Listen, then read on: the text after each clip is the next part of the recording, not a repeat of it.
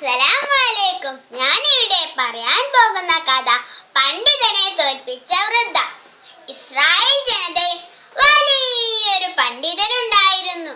തികഞ്ഞൊരു ഭക്തനുമായിരുന്നു അദ്ദേഹം. അദ്ദേഹത്തോടും കുടുംബത്തോടും ജനങ്ങൾക്ക് വലിയ മതിപ്പും ആദരവും ഉണ്ടായിരുന്നു. എല്ലാവരും അവരെ വളരെയധികം ഇഷ്ടപ്പെട്ടു. ഒരു ദിവസം സത്യനായ ആ പണ്ഡിതന്റെ ഭാര്യ ഈ ലോകത്തോട് വിട പറഞ്ഞു. തന്റെ പ്രിയതമയുടെ മരണം അദ്ദേഹത്തിന് താങ്ങാവുന്നതിലും അപ്പുറമായിരുന്നു. ദുഃഖം അതിരു കഴിഞ്ഞപ്പോൾ അദ്ദേഹം ഏകാന്തത ഇഷ്ടപ്പെട്ടു. അനന്തരം വീട്ടിൽ വാതിലടച്ച് ഒറ്റയ്ക്ക് കഴിയാൻ തുടങ്ങി. ആർക്കും മുഖം കൊടുക്കുകയോ ആരോടും സംസാരിക്കുകയോ ചെയ്യാതെ നാളുകൾ കഴിച്ചുകൂട്ടി. ഉപദേശം തേടാനോ ദുആ ഇരിപ്പിക്കാനോ വന്നവർ നിരാശരായി.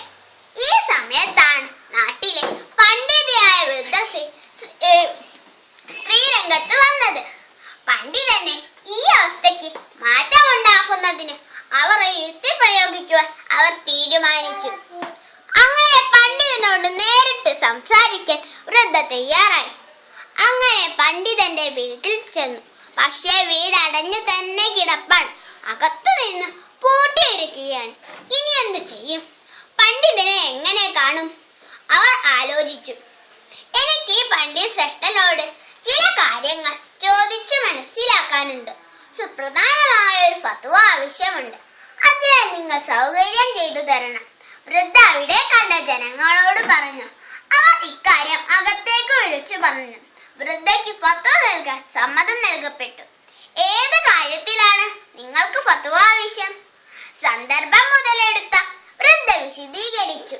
ഞാൻ എൻ്റെ അയൽവാസിയോട് ഏതാനും ആഭരണങ്ങൾ വായ്പ വാങ്ങിയിരുന്നു. വർഷങ്ങളായി ഞാനത് ഉപയോഗിച്ചു. എൻ്റെ കുടുംബം ഉപയോഗിച്ചു. എന്നാൽ അയൽവാസി അതിപ്പോൾ തിരിച്ചു ചോദിക്കുന്നു. ഞാനത് കൊടുക്കേണ്ടതുണ്ടോ? പണ്ഡിതൻ ഗൗരവപൂർവം പ്രതിവദിച്ചു. എന്താണ് നിങ്ങൾ പറയുന്നത്? അത് തിരിച്ചു കൊടുക്കണമെന്നോ?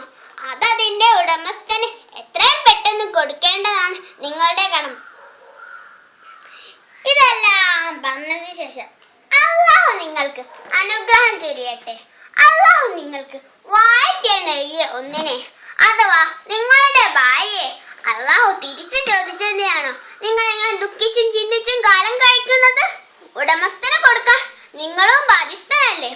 വൃദ്ധയുടെ വാക്കുകൾ കൂരമ്പുകളായി പണ്ഡിതന്റെ നെഞ്ചിൽ തറച്ചു. കുറച്ചു കഴിഞ്ഞപ്പോൾ അദ്ദേഹത്തിന് ബോധോദയമുണ്ട്. അദ്ദേഹം വൃദ്ധയ്ക്ക് നന്ദി പറഞ്ഞുകൊണ്ട് പൂർവ്വ ജീവിതത്തിലേക്ക് തിരിച്ചു വന്നു.